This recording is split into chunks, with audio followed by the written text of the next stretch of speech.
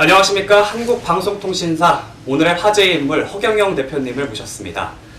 허경영 국민혁명배당금당 대표님은 21대 총선 예비후보 등록자 중 이색적인 공약으로 이번 총선에 선전이 예상되고 있는데요.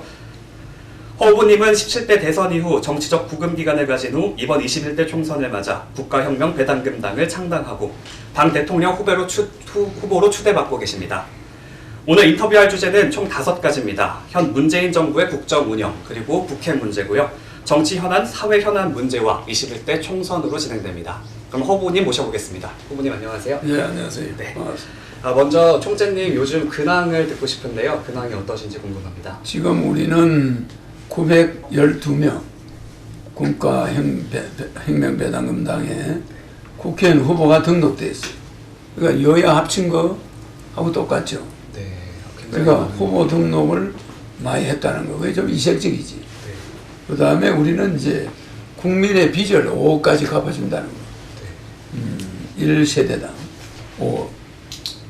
그러니까 5억까지 갚아주는 게 특징이고, 그거는 이제 양적 완화 2,000조를 찍어서 대통령 당선되는 즉시 갚아주는데, 국회의원이 151명이 우리가 붙는다면 이번 주부터, 이번 국회의원 선거 이후에 바로 국민의 빚을 갚아줄 수가 있어요. 한 사람당 그러니까 하나에 1세대당 5억이죠. 그걸 갚아주는 게 특징이고, 죽을 때까지 20세부터 150만 원씩 국민 배당금을 준다는 거. 그 다음에 노인들은 65세가 되면은 70만 원 건국수당을 준다는 거. 돌아갈 때까지. 그러니까 노인들은 220, 할머니, 할아버지들은 440이 돌아갈 때까지 나온다는 거. 그러니까 자녀들의 부담이 줄어들고, 자녀들은 등록금이나 이런 걱정이 없고. 왜? 월 150씩 나오니까. 20살부터. 고등학교만 졸업하면 월 150씩이 나와요. 그러니까 부모들도 부담이 적어. 그러니까 국가혁명당은 국민 배당금 주고 복지 예산은 없애버린다. 복지 예산은 없애는 거예요. 네. 그러니까 뭐 누구를 선별해 가지고 영세민이니까 주고 뭐 이런 건 없어져요. 무조건 모든 국민에게 150만 원, 65세가 넘으면 220만 원 딱 주고, 모든 국민은 누구나 재벌 부자를 빼고는, 상류층과 최상류층을 빼고는, 그러니까 차상위층과 상류층과 최상위층 빠지는 거예요. 빈민, 서민, 중산층까지는 무조건 그 돈을 받는 거예요. 그러니까 그것을 받게 되면은 하나는 결혼하면 또 3억, 아기 낳으면 5천만 원. 그거는 우리 국가가 하는 투자야. 복지 예산이 아닙니다. 결혼을 해야 국가 경제가 사니까. 그거 하고 국민 배당금은 그렇게 주고, 또 부채는 누구나 상위층, 차상위층, 최상위층만 빼고 빚 5억까지는 집을 담보로 했더라도 갚아주고, 네. 담보가 있든 없든 갚아주는 거야. 사용한 돈도 갚아주고, 친구지간에 빌려준 거 못 갚는 것도 갚아주고, 하여튼 5억 원까지는 자기가 진 모든 빚은 갚아줘. 즉 보험을 들어가지고 융자를 뺐더라도 갚아줘. 네. 그냥 어떤 경우도 빚이라는 거는 다 갚아줘. 그러니까 빚 갚아주는 정당이 나온 거죠. 네. 그 안 찍어주는 사람은 그 정신병자가 아니고서는 있을 수 없는 일이지. 네. 나는 그렇다고 생각해요. 네. 왜? 빚 갚아줘. 5억까지. 시골에 아버지가 농협에 땅을 재평 한 4억 빚이 있다. 서울에 아들이 장사하다가 한 5억 빚을 졌다. 10억에 갚아줘. 그 집안에. 아버지하고 세대가 다르니까. 세대주마다 주니까.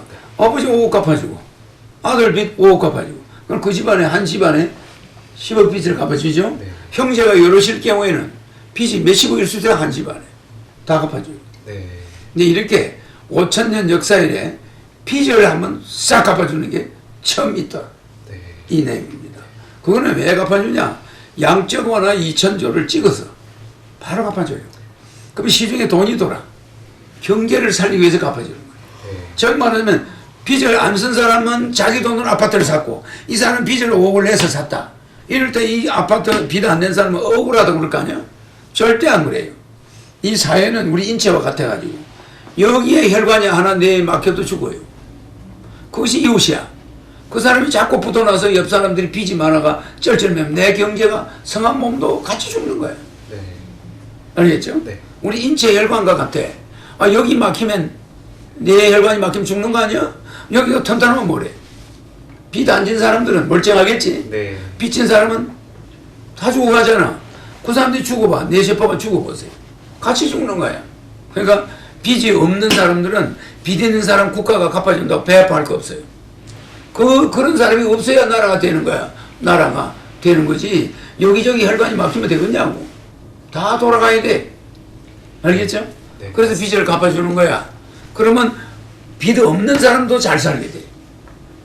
그렇잖아. 에?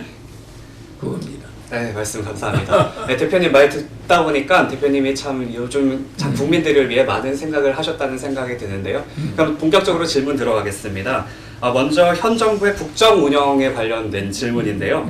허 대표님께서는 현재 문재인 정부의 전반적인 국정 운영을 어떻게 평가하고 계신지 나는 궁금합니다. 그 정부의 모든 국정 운영은 네. 한 번도 내가 비난한 적은 없어요. 네. 이명박, 문재인, 박정희, 박근혜 모든 대통령, 노무현 한 번도 그 국정 운영에 대해서는 나는 그 지도자를 의심해 본 적이 없어. 네. 어떤 대통령이든 최고의 참모를 뽑아가지고 국민을 잘 살게 해보겠다 노력하지 거기 나쁜 짓을 하겠다 마음먹은 대통령 없다는 거예요. 네, 다 좋게 생각하시죠. 다 좋게 생각하지. 왜? 대통령이 된 사람들은 다 그 정도의 애국심이 있어요. 네. 국민들을 볼모로 돈을 부정을 하겠다 이런 대통령 절대 없습니다. 네. 여러 대통령들 잡아넣어놨지만 저 사람들이 돈 먹었나? 먹었다 하지만 그건 말이 안 되는 소리들이야. 하여튼 어쨌든 대통령은 그런 푼돈을 먹을 일도 없고 그런 돈에 욕심이 있으면 대통령이 안 돼요. 그래서 그 사람이 국가의 운 때문에 고생을 하는 거지. 욕을 먹는 거지. 어느 대통령이 장관 보고 야 나라 좀 망하게 해라 이런 지시하는 정부 없습니다. 네. 그래서 나는 우리나라의 지성인들을 믿어요. 그 지성인들이 정치를 그렇게 해. 네. 그 애국심은 있으나 그 지도자 그런 정치는 국운과 세계 운이 얽혀 있었어. 그런 정치가 나올 수밖에 없는 거예요. 네. 근데 이제 하나의 영웅이 나 같은 사람이 나오면 특수한 스타일이지. 네. 나는 정치적인 지도자뿐이 아니라 영적인 지도자까지 겸하고 있기 때문에 국민 전체가 바라는 것을 한 번만에 내 정책으로 해줄 수 있다는 것 뿐이지. 네. 나는 지금까지 대통령을 내보다 못했다 이렇게 말할 수는 없어요. 네. 그들은 최선을 다해서 하고 있고 최고의 엘리트들을 뽑아서 최고의 정치를 좀 잘해봐라. 국민 잘 살게 해봐라. 대통령 계속 푸시를 하고 있는 거야. 네. 하는데 이게 안 되는 거야. 뭐냐? 허경영과 같은 특별한 시대에 특별한 사명을 가지고 온 자를 국민들이 아직 못 만나 그런 거지. 네. 인간적인 대통령들이라고 나는 봐요 다. 근데 이제 이 난세가 인간적인 대통령으로는 해결이 안 된다는 게 문제야. 네. 알겠죠? 약간의 영적인 지도자가 한반도에 등장해야만 돼. 그게 나라는 거예요. 네, 그러면 대표님 말씀은 지금 대통령 분들이 모두 잘 해오셨죠? 최선을 다했다고. 네, 최선을 다해주셨죠. 최선을 다했지. 그 사람들이 앉아서 노란 사람 하나도 없고 나라 망하게 하러 간 사람 하나도 없고 국가의 운이 나빴어. 그들이 그렇게 한 거지. 나는 감옥에 가 있는 대통령들도 훌륭했다고 생각해. 네, 그렇지만 이제 대표님은 영적인 부분에서 좀 특별한 것들을 특별하기 때문에 가지고 국민에게 기회를 네. 줄 수 있는 지도자라는 거지. 네. 역대 대통령을 비하하거나 이건 있을 수 없는 행위다. 네, 말씀 감사합니다. 네, 그럼 두 번째 질문으로 넘어가겠습니다. 두 번째는 북핵 문제인데요. 이 문재인 정부가 한반도 평화 프로세스를 주장하면서 한반도 견인자론을 펼치고 있는데요. 일각에선 이 현 정부의 대북 정책을 비판하는 목소리가 높습니다. 이 현 문재인 정부의 대북 정책에 대한 대표님의 의견을 좀 문재인 대통령은 우리가 중국과 미국 사이에서 남북이 그렇게 할 수밖에 없는 입장에 있어요. 네. 그러니까 자기 본인 현 대통령은 최선의 대책이야. 그럴 수밖에 없어요. 불가근 불가원 안 할 수가 없어요.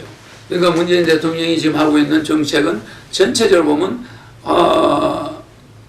굉장히 그 한반도 정세를 안정적으로 하고 있다고 할까. 네. 그렇다고 주도적이 될 수 없는 게 미국이 주도권을 쥐고 있으니까 한국이 거기에서 지나치게 미국과 경쟁할 수도 없는 거 아닙니까? 네.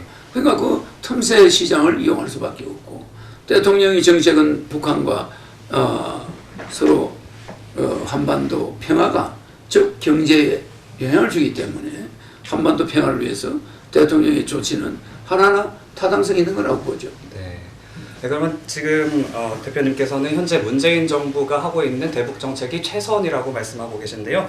현 우리나라 상황에서는 네, 최선의 대책이 우리나라 상황에서는 그러나 최선의 내가 할 대책이죠. 때는 다르죠. 네네. 나는 이제 위안본부를 판문점으로 가져왔어.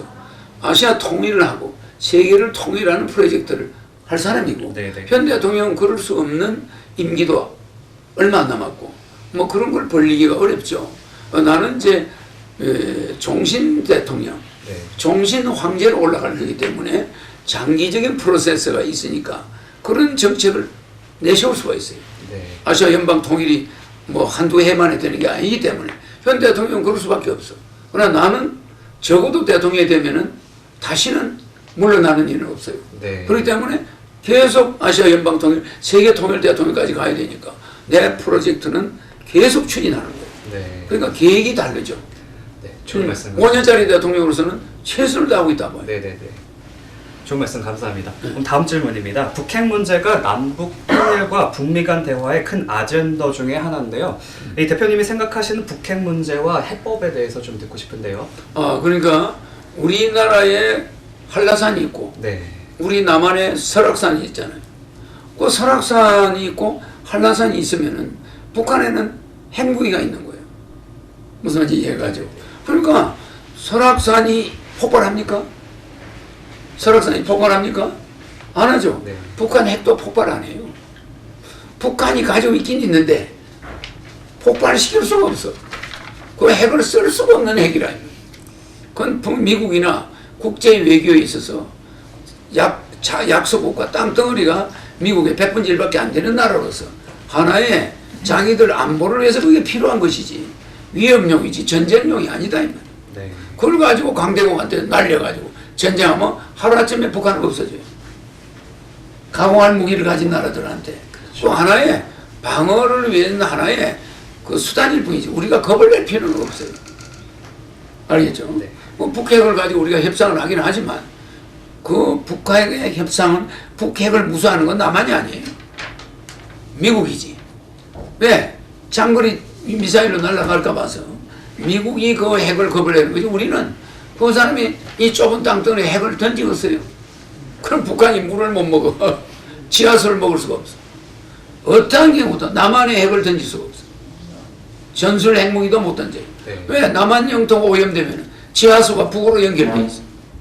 못 먹어요. 북한도 물을 못 먹어. 그 때문에 우리가 한라산을 가지고 있다 해서 한라산을 폭파합니까?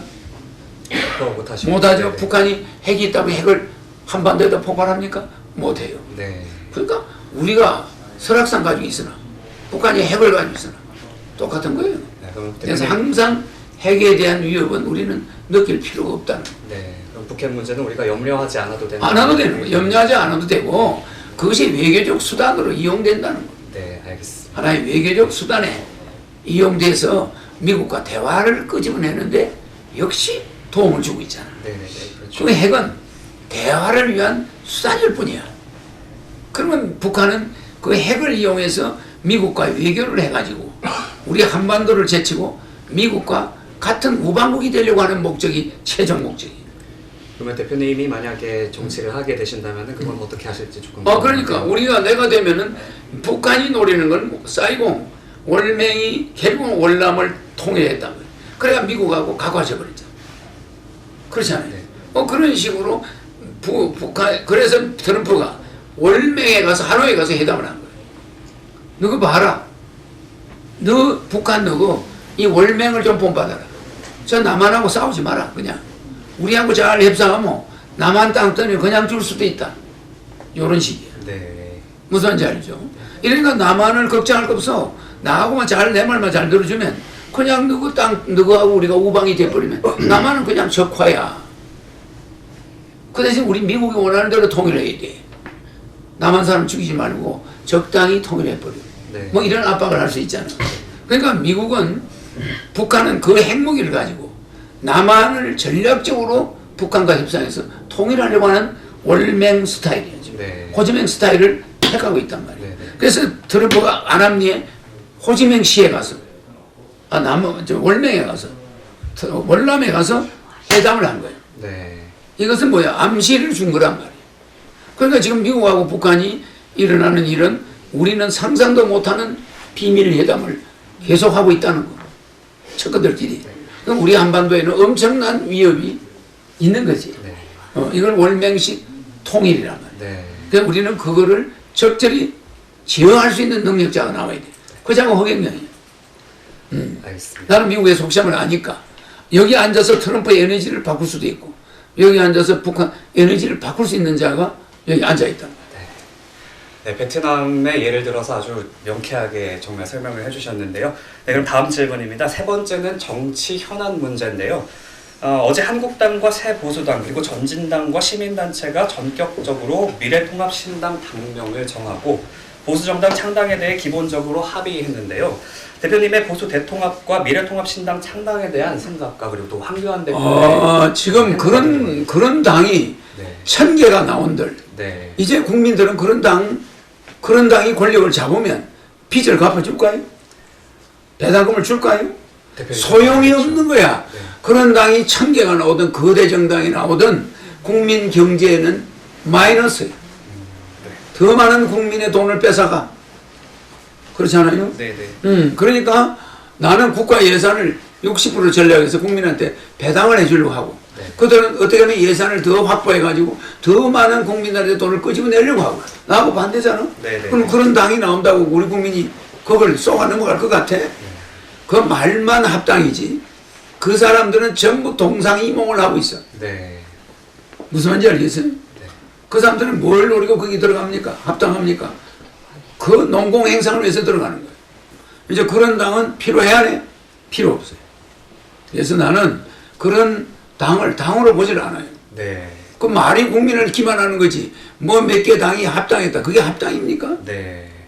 그렇잖아요. 네. 대표님 의견은 그러면 몇 개가 합당을 하더라도 국민은 그거는 국민들은 거기에 국민들이 흔들린다면 고생 더 해야지. 네. 더 빚더미 앉아서 하루에 자살자가 80명인데 그 중에 60%가 전부 40대 가장들이야. 네. 생활에 어려움을 겪어가지고 자살을. 그러니까 어떤 당이 출연해도 그 당은 이제 국민의 심판을 받아야 돼. 네. 국가 배당금을 주고 국가 예산을 대한민국을 주식회사 형태로 바꿨어. 네. 대한민국을 주식회사 형태로 해서 5천만 국민이 대한민국 전체 재산 7경을 수주라는 거. 한 사람당 14억을 국가에 맡겨놓은 거. 그러니까 배당금 한번 준 적 있나? 없죠. 네. 그러면서 예산을 물서듯이 쓰고 있어. 그래서 주식회사 대한민국 대통령은 주식회사 대표야. 국민은 주주야. 그리고 512조 국가 예산은 뭐요? 매출액이야. 그 매출액을 갖다가 저가 따다가 써버려. 국회의원은 관리자야. 그럼 관리자들이 그 돈을 지가 서로 가져가서 날려버리잖아. 그래서 주식회사 대한민국 형태를 볼 때 용서할 수가 없어요. 세상에 성인지법이 성인지 예산이 있어. 성인지 예산이 남성과 여성을 평등하게 한다는 거야. 그 예산이 1년에 32조야. 이게 있을 수 있어요? 성인지 예산을 어디다 쓰는지 알아요? 남녀 평등을 하는 데 쓰는 거예요. 그 말이 됩니까? 그 1년에 32조야. 국회의원 월급이 1년에 1조 8천억이야. 지자체 의원이 월급이 1년에 1조 5천억이야. 세상에 국가 예산이 낭비되는 예산이 1년에 300조야. 이런 걸 국민들한테 돌려줘야 되는데 저거 따다가 써버려. 알겠죠? 예. 대표님 그러면은 이제 이런 마이너스가 되는 당 말고 대표님이 이제 새로운 나는 그런 정당에 관심이 없어요. 관심이 없으시죠? 그러니까 그 정당에, 지금 말하는 정당에 이번에 예비 후보가 몇 명 등록했는지 압니까? 20명, 30명, 네. 15명 이래요. 네. 근데 우리는 912명이야. 머지않아 1000명이 돌파돼. 이달에 2월 달에 1000명, 3월 달에 몇백 명, 1000명을 넘어서는 후보가 세계 역사상 처음이에요. 네, 좋은 말씀 감사합니다. 그럼 또 다음 질문인데요. 이번에 패스트트랙에 상정된 검경 수사권 조정과 그리고 또 선거법 개정에 대해서도 대표님의 의견을 듣고 싶습니다. 검경 수사권 조정의 그 자체는 이제는 수사는 검찰이 경찰이 종결할 수도 있고, 경찰은 이제 수사권을 가지고 갔잖아. 법이 바뀌었어요. 검찰은 이제 기소권을 가지고 있어요. 수사권과 기소권이 완전 분리돼가지고 지금 하게 돼 있잖아요. 그리고 우리나라 경찰은 엄청 발전을 했어요. 검찰은 이 경찰의 이 조직적인 이 발전을 그동안에 묵과했지. 국가는 또 경찰력을 많이 키웠어요. 그러다 보니까 경찰이 이 지능범죄나 지능적인 수사에 대해서 능력이 향상됐다고 보지. 그러니까 경찰이 결국 수사권을 가져갔잖아. 왜? 검찰의 독주를 좀 방지한답시고 대통령이 이제 경찰의 수사권을 인정하게 됐다. 여당이. 그런데다가 또 공수처를 만들어서 또 검찰을 또 견제한단 말이야. 그러니까 검찰의 견제가 시작된 거예요. 그래서 뭐 권력이 10년 권력이 없다고 검찰의 이제 권력도 분산되는 시점에 있죠. 네. 그건 뭐 자연의 이치라고 봐. 시대 흐름에 따라. 네. 네, 감사합니다. 그러면 네 번째로 이제 사회 현안에 대한 질문인데요. 얼마 전 봉준호 감독의 기생충이 아카데미 작품상을 수상했죠. 이걸 통해서 우리 사회 빈부격차와 사회적 계층 간의 갈등이 화제가 되고 있는데요. 이런 문제에 대해서 대표님이 어떻게 생각하시는지. 그러니까 반지하에 사는 사람이 주인이 반지하에 사는 사람에 대해서 보호할 의무가 있는데 네. 그냥 지하방에 산다고 사람 취급을 안 해가지고 그 막 물이 화장실 물이 역류하고 말이야. 그 소대변을 말이야 젊은 여자가 막 퍼내야 되고 말이야. 그러니까 뭐 지하실에는 관리를 엉망으로 하는 거야. 그 반지하에 살면서 그 겪는 고초 상상할 수가 없는 일을 겪을 수가 있다. 가난한 사람들이. 응? 그러니까 그 주인들이 주인의 사명을 다하지 않는 거예요. 응? 그러니까 지하에 있는 사람은 죽든 말든 물이 안 나가요. 안 올라가 뻔뻔 고장 나가요. 그러면 그 물이 어디로 빠지지 않으니까 화장실 갈 때마다 물을 퍼가지고 갖다 드러내는 여자의 심정이 어떻겠어. 그러니까 우리의 빈부격차가 이게 상위층, 최상위층을 위해서 국회가 지금까지 국회가 한 일이 그거란. 네. 그러니까 국회가 그런 반지하에 있는 사람, 사회 빈민층을 계속 생산해 나가는 거야. 부익부 빈익빈을. 그래가지고 말이지, 너무 이거는 상대적 빈곤을 5가지, 4가지 빈곤이 있잖아. 선천적 빈곤, 절대적 빈곤, 상대적 빈곤, 풍요적 빈곤. 이게 뭐야? 상대적 빈곤이 너무 심화시켰어. 그 누가 했냐? 여야가. 정치인들이 했단 말이야. 네. 그 상대적 빈곤에 언저리에서 희생되는 사람, 자살하는 사람이 하루에 80명. 그러니까 여기에 대해서 나는 옛날부터 이 대책을 세우고 있어. 네. 그러니까 내 공약이 결혼하면 1억, 주택자금 2억, 애 낳으면 5천만 원, 뭐 이런 게 있잖아. 국민 배당금. 이런 게 있는 이유가 그 최소한의 그 빈민을 구제하겠다는. 그리고 자기들이 받을 권리가 있는 거예요. 네. 나는 복지 예산이 없잖아. 사실 구제라는 말도 쓰면 안 돼.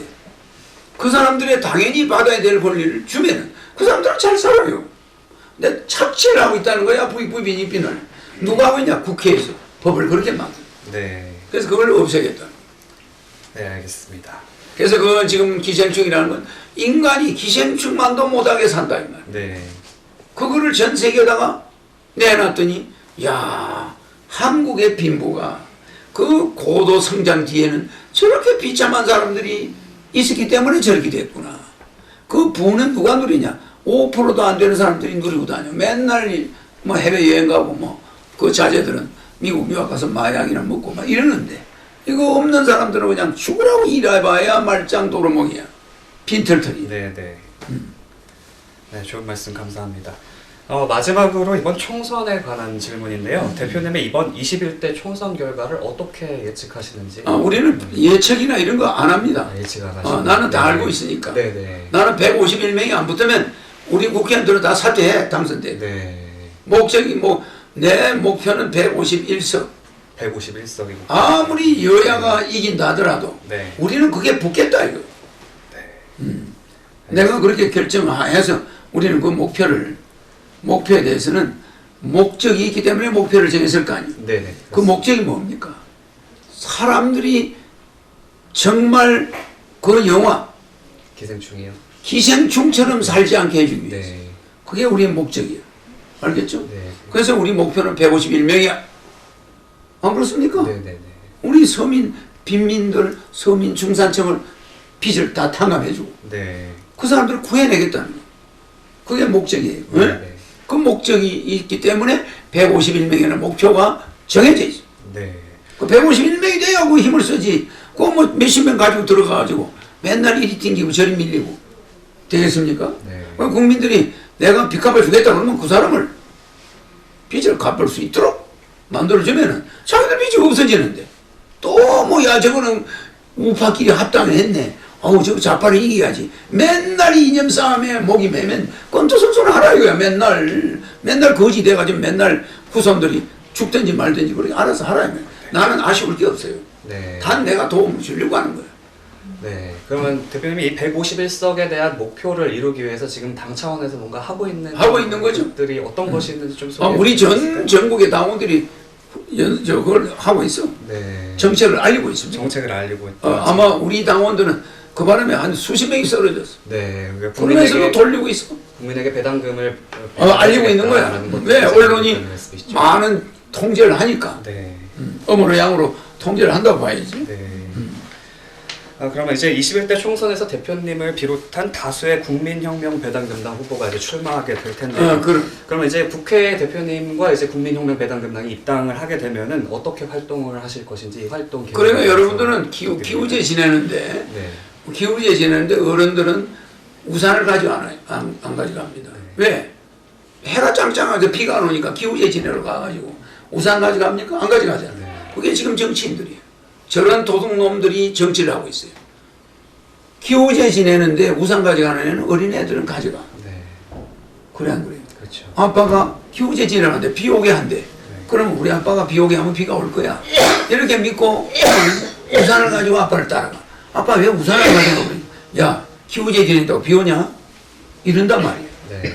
근데 애는 안 그렇지. 그렇죠. 아빠가 기후제 지내면 비 올 거 아니야. 아빠 우산 가져가야 돼. 이런단 말이야. 누가 훌륭한 애 사람이? 그 어린애가 훌륭한 사람이지. 네. 하늘을 믿잖아. 맞아 안 맞아? 아빠를 믿어 안 믿어? 나를 믿죠. 아빠가 기후제 지내러 간다는데 아빠가 비 오러 제사 지내러 간다. 비 오게. 그래. 근데 아빠는 왜 우산 안 가져가? 야 제사 지낸다고 비 오겠냐? 이러겠지. 우리는 아빠가 기후제 지낸다. 우리 아빠가 하면 뭐든지 된다. 그러니까 우산 들고 가겠죠. 그게 우리 국가혁명배당금당이야. 우리는 국민을 그렇게 믿어. 근데 저는 도둑놈들을 누가 믿을 수 있나? 그래 안 그래? 네. 쟤네들은 말이야 찍어주세요 사면서도 비 안 온다는 거 다 알아. 아 국민에게 가난을 없애는 비를 내려주겠습니다 그러놓고도 야 이건 우리가 쇼하는 거야.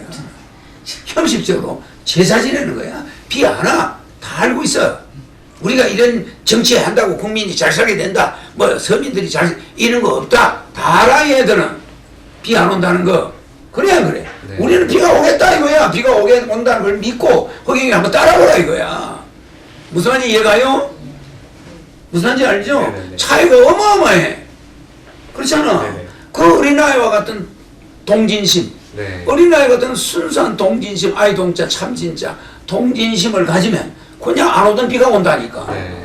무슨 말인지 이해가요? 네네. 근데 도둑놈들이 제사를 지내니 비 안 올 거 뻔히 국민들이 잘 살지 못할 거 뻔히 알면서 잘 살게 해주겠어요. 이러고 돌아다니고 있어. 네. 그놈들이 우산 준비하나? 안 하지. 네.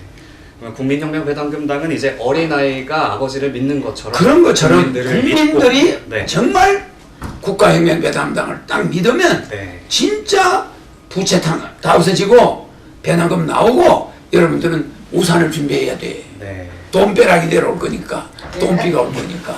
네, 좋습니다. 좋습니다. 감사합니다. 그 대표님 말씀 듣고 있으니까 참 이번 국민혁명배당금당이 이번에 화제가 되는 이유를 참 잘 알 수 있을 것 같은데요.